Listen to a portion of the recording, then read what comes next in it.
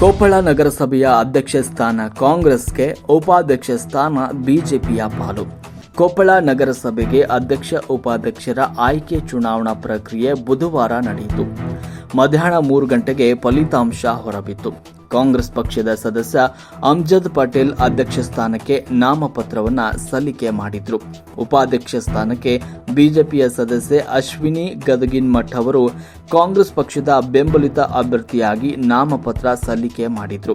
ಇತ ಬಿಜೆಪಿ ಪಕ್ಷದ ಸದಸ್ಯ ಸೋಮಣ್ಣ ಹಳ್ಳಿ ಅಧ್ಯಕ್ಷ ಸ್ಥಾನಕ್ಕೆ ನಾಮಪತ್ರ ಸಲ್ಲಿಕೆ ಮಾಡಿದ್ರು.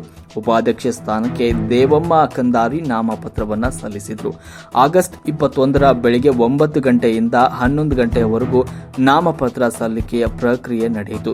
ಕೊಪ್ಪಳ ನಗರಸಭೆಯಲ್ಲಿ 31 ವಾರ್ಡ್ ಇದ್ದು, ಇದರಲ್ಲಿ ಕಾಂಗ್ರೆಸ್ ಪಕ್ಷದ ಮಹಿಳಾ ಸದಸ್ಯೆಯೊಬ್ಬರು ಸರ್ಕಾರಿ ನೌಕರಿ ಬಂದಿದ್ದರಿಂದ ತಮ್ಮ ಸ್ಥಾನಕ್ಕೆ ರಾಜೀನಾಮೆ ನೀಡಿದ್ರು. ಇತ ಬಿಜೆಪಿ ಸದಸ್ಯ ರಾಜಶೇಖರ ಗೌಡ ಆಡೂರು ಲೋಕಸಭಾ ಚುನಾವಣೆ ಸಂದರ್ಭದಲ್ಲಿ ರಾಜೀನಾಮೆ ನೀಡಿದ್ರು. ಹಾಗಾಗಿ ನಗರಸಭೆ 29 ಸದಸ್ಯರು ಮತ್ತು ಸಂಸದ ರಾಜಶೇಖರ್ ಹಿಟ್ನಾಳ್ ಮತ್ತು ಶಾಸಕ ರಾಘವೇಂದ್ರ ಹಿಟ್ನಾಳ್ ಮತ್ತು ವಿಧಾನ ಪರಿಷತ್ ಸದಸ್ಯ ಹೇಮಲತಾ ನಾಯಕ್ ಮತದಾನದ ಹಕ್ಕು ಹೊಂದಿದ್ದು, ಕೊಪ್ಪಳ ನಗರಸಭೆಯ ಇಂದಿನ ಚುನಾವಣೆಯಲ್ಲಿ ಮತದಾನ ಮಾಡುವ ಸದಸ್ಯರ ಸಂಖ್ಯೆ 32 ಆಗಿದ್ದು, ಎಲ್ಲರೂ ಮತ ಚಲಾಯಿಸಿದರು. ಅಂತಿಮವಾಗಿ ಕಾಂಗ್ರೆಸ್ ಪಕ್ಷದ ಸದಸ್ಯ ಅಮ್ಜದ್ ಪಟೇಲ್ ಅವರಿಗೆ 14 ಜನ ಕಾಂಗ್ರೆಸ್ನ ಸದಸ್ಯರು, ಶಾಸಕ ರಾಘವೇಂದ್ರ ಹಿಟ್ನಾಳ್, ಸಂಸದ ರಾಜಶೇಖರ್ ಹಿಟ್ನಾಳ್, ಬಿಜೆಪಿ ಪಕ್ಷದ 3 ಜನ ಸದಸ್ಯರು ಮತ್ತು 3 ಜನ ಪಕ್ಷೇತರ ಸದಸ್ಯರು, 2 ಜೆಡಿಎಸ್ ಸದಸ್ಯರು, 1 ವೆಲ್ಫೇರ್ ಪಕ್ಷದ ಸದಸ್ಯರು ಮತ ಚಲಾಯಿಸುವ ಮೂಲಕ ಒಟ್ಟು 25 ಮತಗಳನ್ನು ಪಡೆದು ಅಧ್ಯಕ್ಷರಾಗಿ ಆಯ್ಕೆಯಾಗಿದ್ದಾರೆ. ಉಪಾಧ್ಯಕ್ಷ ಸ್ಥಾನಕ್ಕೆ ಬಿಜೆಪಿ ಸದಸ್ಯೆ ಅಶ್ವಿನಿ ಗದಗಿನ್ಮಠ್ ಅವರಿಗೆ 25 ಮತಗಳನ್ನು ಪಡೆಯುವ ಮೂಲಕ ಉಪಾಧ್ಯಕ್ಷರಾಗಿ ಆಯ್ಕೆಯಾದರು. ಬಿಜೆಪಿ ಪಕ್ಷದಿಂದ ಅಧ್ಯಕ್ಷ ಸ್ಥಾನಕ್ಕೆ ಸ್ಪರ್ಧೆ ಮಾಡಿದ್ದ ಬಿಜೆಪಿ ಸದಸ್ಯ ಸೋಮಣ್ಣ ಹಳ್ಳಿ ಹಾಗೂ ಉಪಾಧ್ಯಕ್ಷ ಸ್ಥಾನಕ್ಕೆ ಸ್ಪರ್ಧೆ ಮಾಡಿದ್ದ ದೇವಮ್ಮ ಕಂದಾರಿ ಅವರು ಕೇವಲ 6 ಜನ ಬಿಜೆಪಿ ಸದಸ್ಯರು ಮತ್ತು ವಿಧಾನ ಪರಿಷತ್ ಸದಸ್ಯೆ ಹೇಮಲತಾ ನಾಯಕ್ ಅವರ ಮತ ಸೇರಿ ಒಟ್ಟು 7 ಮತ ಪಡೆಯುವ ಮೂಲಕ ಪರಾಜಿತರಾಗಿದ್ದಾರೆ ಅಂತ ಚುನಾವಣಾಧಿಕಾರಿಗಳು ಘೋಷಣೆ ಮಾಡಿದರು.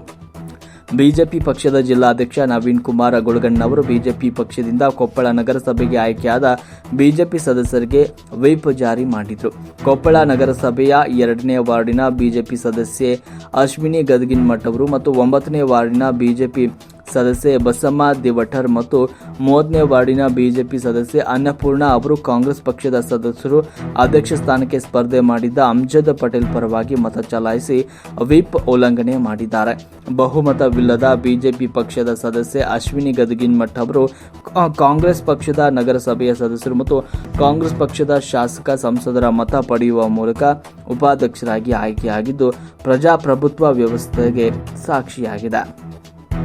ವರದಿ ಪಂಚಯ್ಯ ಹಿರೇಮಠ್.